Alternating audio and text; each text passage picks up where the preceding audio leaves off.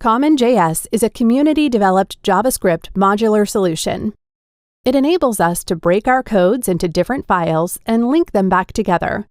CommonJS is not the only modular solution. We also have Require.js, which is built on AMD.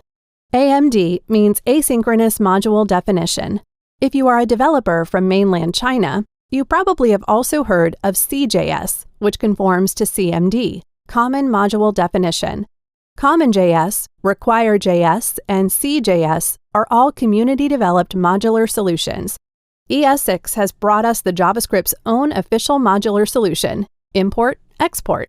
Import and export are the future, but currently CommonJS is the default modular solution of Node.js, so we still need to learn how to use CommonJS.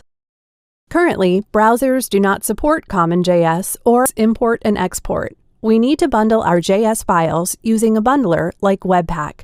To facilitate our operation, we will test our programs in the Node.js environment. We are only testing codes here, so no previous Node.js knowledge is needed. But you do need to install Node.js on your machine. We recommend you install the latest stable version. We have two files here, a.js and b.js. They are stored in the same directory. We will link these two files together using CommonJS. A will be the linking file, and B the linked file. To link a file, CommonJS uses the require function. The require function takes the file path of the required file as its argument value. Pay attention here. When you are linking a file from the same directory, // is necessary. You must keep it.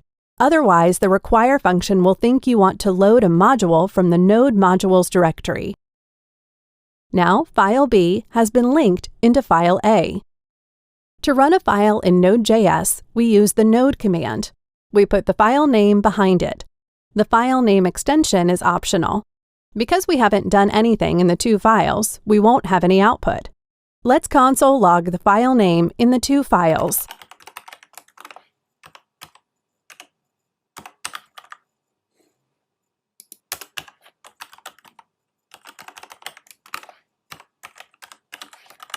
Then we run the A file again. We can see we got two outputs. The first one comes from file A, and the second one from file B. So the conclusion is when we require a file, the required file will be executed. If we require the same file repeatedly, what do you think will happen? Will the required file be executed repeatedly? Let's find out. We can see file B has only been executed once. So the conclusion is, if you require the same file repeatedly, that file will only be executed once. Next, in file B, we create a variable, message.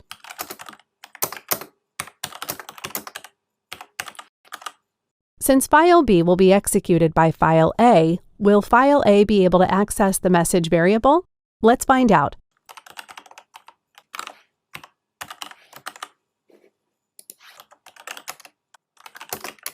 We got an error report.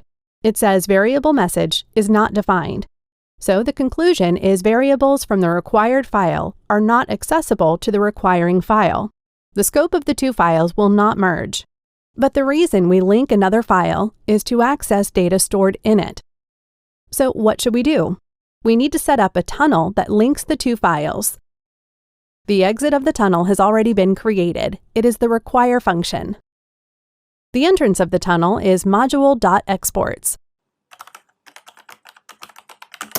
We assign the message variable to it.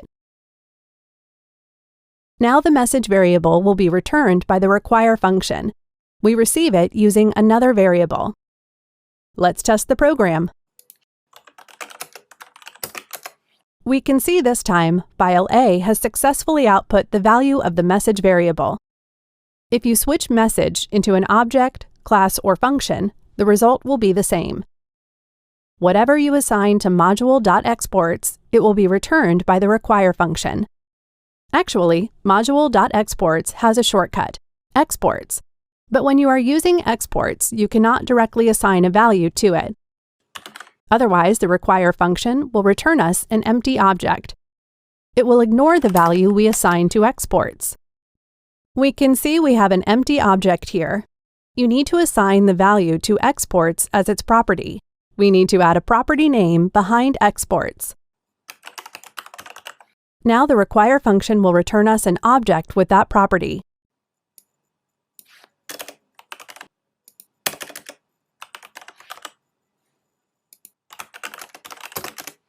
We can see the object has one property. The property name is what we set in file B. In your real-life development, we recommend that you only use module.exports. You put all values you want to send out inside an object and assign that object to module.exports.